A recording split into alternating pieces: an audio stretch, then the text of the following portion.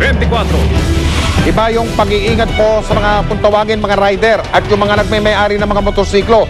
Bukod sa tumataas po ang bilang ng mga aksidente, dumadami rin daw ngayon ang insidente ng pagdanakaw sa motorsiklo. Panuorin niyo po si Dano Tingkungko, naka-alert po 24. 25,000 pesos lang ang halaga ng bawat isa sa 19 na motorsiklo itong nasabat ng Bulacan Police. Nakaaakit dahil karaniwang 35 hanggang 65,000 pesos ang halaga ng isang segunda manong motorsiklo. Pero ang sabit, puro carnap ang mga ito. Lumalabas sa investigasyon ng pulisya na isang sindikatong kasabwat ng mga pulis umano ang nasa likod ng talamak na nakawan ng motorsiklo na ibinebenta naman sa Metro Manila. Pero di lang daw sa Bulacan talamak ang nakawan ng motorsiklo. Sa datos na hawak ng GMA News Research, tumaas ang insidente ng pagkarnap ng motorsiklo sa bansa. Mas marami pa kesa insidente ng pagkarnap sa mga kotse. Kung hindi raw kasi nagagamit sa krimen tulad ng mga riding in tandem na pang-hold up, madalas china-chop-chop ang mga nakaw na motor.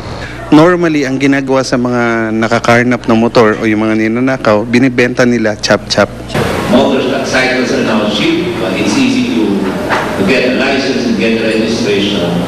It has become the most accessible vehicle, not only for the regular, ordinary citizens, but for the criminals as well. Bukod sa lumalalang kaso ng nakawan ng motorsiklo, lumalaki rin ang problema ng mga aksidenteng kinasasangkutan ng mga nagmomotor. Si Carlo Fernandez, mag-iisang taon ng rider pero kahit anong pag-iingat daw niya, na-aksidente pa rin siya nito lang nakaraang Disyembre sa Marikina. Hanggang ngayon, iniinda pa rin ni Carlo ang bali sa balikat, pilay sa kaliwang paa at samot-saring galos na tinamo niya sa aksidente. Hindi ko po kabisado yung lugar. Tapos yung pababa ng konti, bumilis ng konti yung takbo ko. Tapos nung nahaharangan ako, hindi ko na nakita yung mga kasama ko. Yung pala yung may tulay, mahahati siya. Naano ako dun sa gutter, nabigla ako dun sa gutter. Sa datos pa rin ng GMA News Research, kada taon din tumataas ang aksidente sa motorsiklo.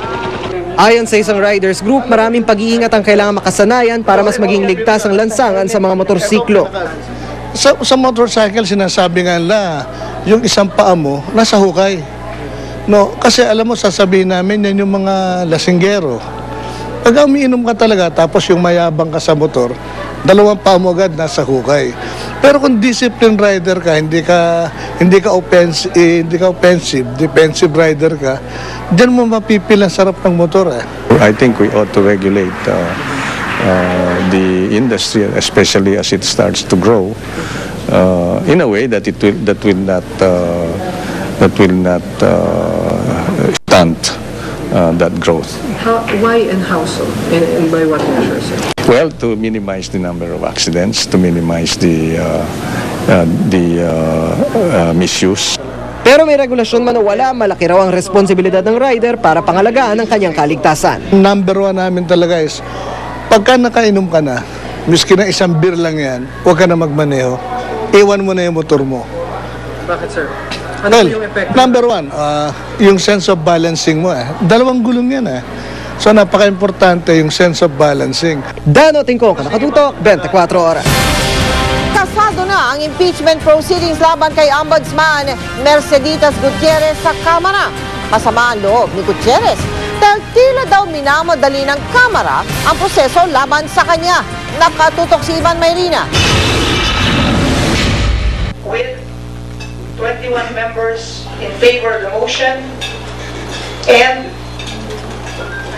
5 against, the motion is hereby approved.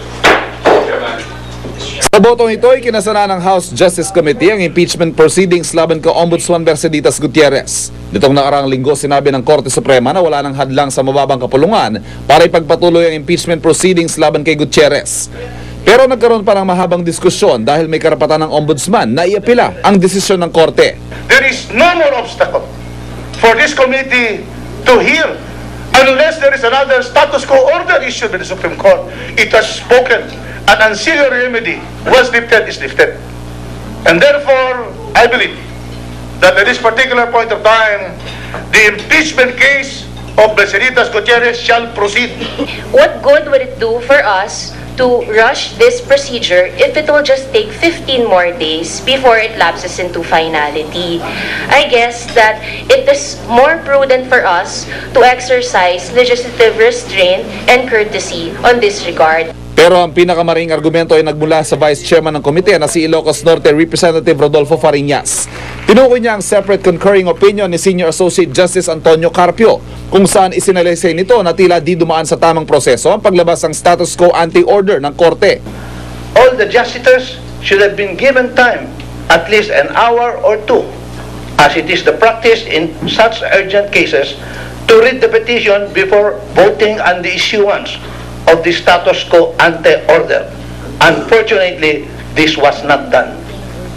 So, Mr. Chairman, it is now apparent that the Supreme Court restrained the House of Representatives without even reading the petition. Nauna nang sinabi ni House Speaker Sonny Belmonte na hihintay nila maging pinalang desisyon ng Korte Suprema bago pwedeng ipagpatuloy ang impeachment proceedings.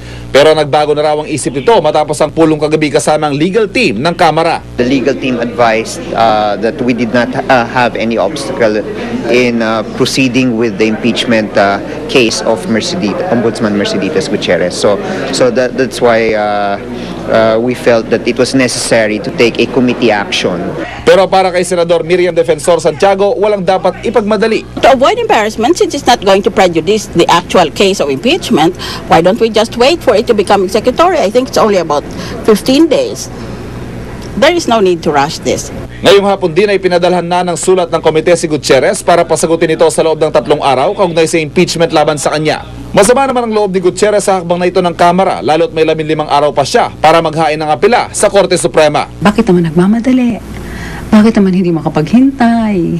At kung if they were in my place, ano magiging feeling nila? Marisiko man kung gano'n naman na, why the hurry? Ako naman, kung nasa tamang proseso, I'm willing to answer.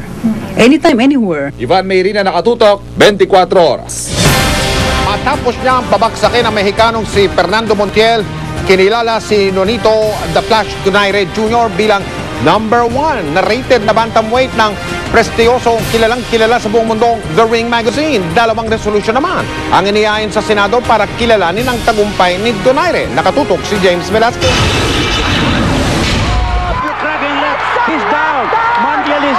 Pinahanga ni Nonito The Filipino Flash Donaire ang buong mundo nang pabagsakin sa ikalawang round ang Mexicanong kampiyon na si Fernando Montiel. Para kilalanin ang panibagong karangalang ito sa Pilipinas, 2 resolusyon ang inihain sa Senado para bigyang pugay si Donaire.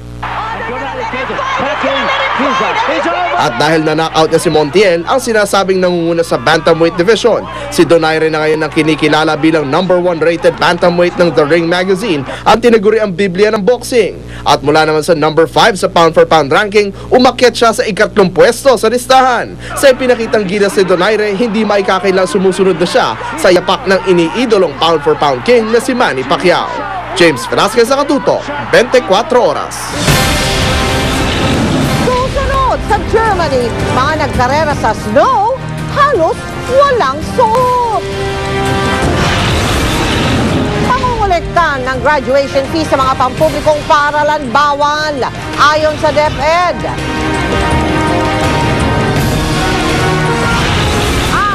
Exclusive ang operasyon laban sa mga miyembro umano ng international syndicate na gumagamit sa mga Pinoy bilang drug mule.